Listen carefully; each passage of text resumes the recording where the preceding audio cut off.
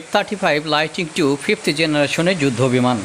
অনেকে জেনে থাকবেন এই যুদ্ধবিমানটি যখন প্রজেক্ট আকারে শুরু করা হয় তার সাথে তুরস্ক ছিল এক অন্যতম পার্টনার, অর্থাৎ এর উৎপাদন সময়ের পার্টনার ছিল তুরস্ক। কিন্তু পরবর্তীতে তুরস্ককে এই যুদ্ধবিমানটি সরবরাহ করেনি আমেরিকা। দোষ হিসেবে তারা রাশিয়ার তৈরি আকাশ প্রতিরক্ষা ব্যবস্থা S-400 কেনার ব্যাপারটিকে দায়ী করেছে। S-400 হলো এমন একটি আকাশ প্রতিরক্ষা ব্যবস্থা যেটি মূলত 600 কিলোমিটার দূর থেকে আগত যে কোনো লক্ষ্যবস্তুকে ট্র্যাক করতে পারে এবং 400 কিলোমিটারের মধ্যে আসলে তার লেয়ার ভিত্তিক ক্ষেপণাস্ত্র প্রতিরক্ষা ব্যবস্থার সিস্টেমগুলো কার্যকর হয়ে ওঠে এবং এঙ্গেজ করে। বন্ধুরা 400 কিলোমিটারের মতো সে শুট ডাউন করতে সক্ষম হয়। তার কাছে 400 কিলোমিটার, 120 কিলোমিটার, 40 কিলোমিটার এবং 220 কিলোমিটার এমন বিভিন্ন ধরনের পাল্লার ইন্টারসেপ্টর রয়েছে। পৃথিবীর সর্বশ্রেষ্ঠ আকাশ প্রতিরক্ষা ব্যবস্থার মধ্যে S-400কে ধরা হয় 1 নম্বর আকাশ প্রতিরক্ষা ব্যবস্থা। প্রথম দিকে তুরস্ক তার আকাশ প্রতিরক্ষার জন্য প্যাট্রিয়ট PAC-3 আকাশ প্রতিরক্ষা ব্যবস্থা না পেয়ে পরবর্তীতে তারা ইউরোপের কাছে আকাশ প্রতিরক্ষা ব্যবস্থার জন্য বলে। ইউরোপও তাদেরকে না করে দেয়। এরপর উপায়ন্তর না দেখে পার্শ্ববর্তী দেশসমূহে যুদ্ধে ছড়িয়ে পড়ার একটা আশঙ্কা দেখা দিলে নিজেদের আকাশের নিরাপত্তা এবং ভবিষ্যতে যুদ্ধ অবস্থা মোকাবেলা করার জন্য তারা রাশিয়ার কাছ থেকে S-400 আকাশ প্রতিরক্ষা ব্যবস্থা ক্রয়ের সুযোগটি হাতছাড়া করেনি। বন্ধুরা, তাদের বক্তব্য হলো, আমরা তোমাদের আকাশ প্রতিরক্ষা ব্যবস্থা প্রথম দিকে চেয়েছিলাম, কিন্তু আমরা যেহেতু পাইনি তাই পরবর্তীতে আমরা S-400 আকাশ প্রতিরক্ষা ব্যবস্থা এক প্রকার বাধ্য হয়ে ক্রয় করেছি। বন্ধুরা, তুরস্ক ন্যাটোর অন্যতম সদস্য দেশ, তাই ন্যাটোর সদস্য হয়ে S-400 আকাশ প্রতিরক্ষা ব্যবস্থা ক্রয় করার পর আমেরিকা সেটি মেনে নিতে পারেনি। আমেরিকার বক্তব্য হলো, F-35 লাইটনিং II যুদ্ধবিমান হলো মূলত ন্যাটোর যুদ্ধবিমান হিসেবে স্বীকৃত। ন্যাটোর যে সকল সদস্য রাষ্ট্রগুলো রয়েছে সকলেই এই যুদ্ধবিমানটি ক্রয় করার জন্য এক প্রকার কনফার্ম করেছে। বন্ধুরা, কিছুদিন পূর্বে স্পেন অবশ্য সেটি বাতিল করে দিয়েছে। যাই হোক, এটি অন্য একটি বিষয়। বন্ধুরা, পুরো ঘটনাটি আবার নতুন করে মোড় নেয় এবং তুরস্কের বুকে আশা জেগে ওঠে F-35 লাইটনিং II পাওয়ার ক্ষেত্রে যখন আবার দ্বিতীয়বারের মতো মিস্টার ডোনাল্ড ট্রাম্প ক্ষমতায় আসেন। ডোনাল্ড ট্রাম্পের সাথে মিস্টার রিসেপ তাইপ এরদোগানের সম্পর্ক ভালো থাকার কারণে তিনি ক্ষমতায় আসীন হওয়ার পর দুই নেতা আবার টেলিফোনে কথা বলেন এবং তিনি মিস্টার ডোনাল্ড ট্রাম্পকে F-35 লাইটনিং II প্রজেক্টে তুরস্ককে ফিরিয়ে নেওয়ার ব্যাপারে অনুরোধ করেন। বন্ধুরা, বিষয়টি বিবেচনার জন্য আমলে নেন মিস্টার ডোনাল্ড ট্রাম্প। আর তখন থেকে আবার নতুন করে আশা জেগেছিল সম্ভবত এবার হয়তো মিস্টার ডোনাল্ড ট্রাম্পের এই আগ্রহের কারণে রিসেপ তাইপ এরদোগানের তুরস্ক F-35 লাইটনিং II যুদ্ধ বিমান আবার পেতে পারে। বন্ধুরা, মাল্টিরল কম্প্যাক্ট এর এই স্টিলথ ফাইটারটি মূলত বিশ্ব যুদ্ধ বিমানের প্রযুক্তির একটি বিস্ময়। ন্যাটো এবং আমেরিকার মূলত প্রতীক হিসেবে এটিকে ধরা হয়। Lockheed Martin F-35 lightning II হল একক আসনবিশিষ্ট একটি যুদ্ধ বিমান।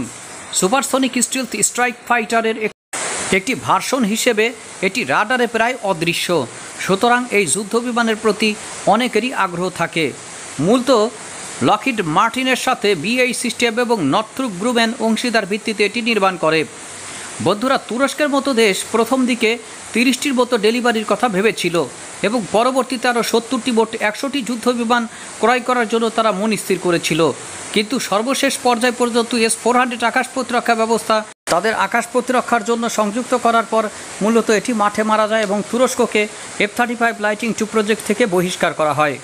বন্ধুরা, সর্বশেষ যে আশার সঞ্চয় হয়েছিল সেটি বালু চাপা পড়েছে। বন্ধুরা, মার্কিন স্টেট ডিপার্টমেন্ট তারা সর্বসম্মতিক্রমে একটি চিঠি দিয়ে জানিয়েছে পরবর্তীতে যে তুরস্ক যদি S-400 আকাশ প্রতিরক্ষা ব্যবস্থা সমর্পণ করে তাহলে তাকে F-35 লাইটনিং II প্রজেক্টে ফেরত নেওয়া যেতে পারে। বন্ধুরা, সর্বশেষ আশাও শেষ পর্যন্ত দোরাশায় পরিণত হলো মিস্টার রিসেপ তাইপ এরদোগানের জন্য। তুর্কি বিমান বাহিনী 30টি অর্ডার করেছিল প্রথম দিকে, মোট 100টি পরিকল্পনা করা হয়েছিল। বন্ধুরা, তুরস্কের অর্ডার করা 30টি F-35 লাইটনিংয়ের মধ্যে 6টি 2019 সালের মধ্যে সম্পূর্ণ হয় এবং এগুলো মার্কিন যুক্তরাষ্ট্রের একটি হ্যাঙ্গারে রাখা হয়। বন্ধুরা, পরবর্তীতে 2020 সালে এই চুক্তিটি বাতিল করে মার্কিন প্রশাসন এবং তুরস্ককে F-35 লাইটনিং II প্রজেক্ট থেকে বের করে দেয়। বন্ধুরা, সর্বশেষ যে কাহিনীটি এখানে ঘটেছে 2023 সাল পর্যন্ত তুরস্কের কাছ থেকে নেওয়া আপনার F-35 লাইটনিং II যুদ্ধবিমান ক্রয় করার জন্য $1.4 বিলিয়ন অর্থ এখনও পর্যন্ত ফেরত দেয়নি যুক্তরাষ্ট্র। যদিও পরবর্তীতে মিস্টার রিসেপ তাইপ এরদোগান এটি সমন্বয় করে সমসংখ্যক বা এই $1.4 বিলিয়ন যতগুলো F-16 ফাইটিং ফ্যালকন আসে, সেগুলো কেনার জন্য বা ক্রয় করার জন্য মন স্থির করে এবং আমেরিকার সাথে সেই ব্যাপারে একটি চুক্তি করার চেষ্টা করে, কিন্তু পরবর্তীতে এটি নিয়েও বাদ ছাড়ে মার্কিন স্টেট ডিপার্টমেন্ট বা প্রশাসন। বন্ধুরা, ধারণা করা হয় গ্রিসের অনুরোধে তুরস্কের কাছে F-35 লাইটিং II যুদ্ধ বিমান বিক্রির ব্যাপারটি এক প্রকার স্থগিত করে।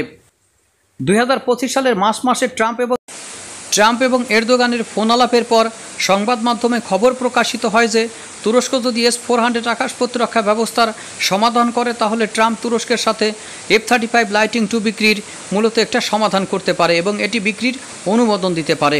কিন্তু সর্বশেষ পর্যায় পর্যন্ত সেই ব্যাপারটি মূলত আর সমাধান হলো না। S-400 আকাশ প্রতিরক্ষা ব্যবস্থা সমর্পণে রাজি নয় তুরস্ক। তারা চায় ন্যাটোর সদস্য হিসেবে F-35 লাইটিং II তাদের অধিকার, আর অন্যদিকে তাদের আকাশ প্রতিরক্ষা ব্যবস্থার জন্য S-400 তারা ক্রয় করেছে এবং এটি তাদের আকাশ প্রতিরক্ষার জন্য গুরুত্বপূর্ণ। বন্ধুরা, গ্রিস S-300 আকাশ প্রতিরক্ষা ব্যবস্থা রাশিয়ার কাছ থেকে ক্রয় করেছিল। S-300 গ্রিসের কাছে থাকার পরেও তাকে এই F-35 লাইটিং II যুদ্ধ বিমান দিয়েছে আমেরিকা। মূলত আমেরিকার তরফ থেকে এমন একটি প্রজেক্ট বা প্রস্তাব করা হয়েছে, সম্ভবত তুরস্কের জন্য যে যুদ্ধ বিমানগুলো রেডি করা হয়েছিল সেগুলোই পেতে পারে তুরস্কের অন্যতম শত্রু দেশ গ্রিস। আর গ্রিস যদি এই যুদ্ধ বিমান পেয়ে যায়, তাহলে তারা তুরস্ককে অবশ্যই কলকাঠি নাড়াতে বাধ্য হবে, কারণ গ্রিস এবং ইসরায়েলের মতো দেশগুলো চায় না যে তুরস্ক এই ধরনের যুদ্ধ বিমানের মালিক হোক। বন্ধুরা, শেষ পর্যন্ত এর কি কোনো দফারাফা হবে? আসলেই কি শেষ পর্যন্ত তুরস্ক F-35 লাইটিং II পেতে পারে? কি মনে হয়? যদিও তুরস্ক পরবর্তীতে দ্রুততম সময়ের মধ্যে F-35 লাইটিং II এর বিকল্প হিসেবে তাদের TFX কান প্রোগ্রামটি শুরু করে। এটিও একটি F-35 লাইটিং স্টিলথ যুদ্ধবিমানের চেয়েও অধিক স্টিলথি ক্ষমতা সম্পন্ন একটি যুদ্ধবিমান বলে পরিচিত।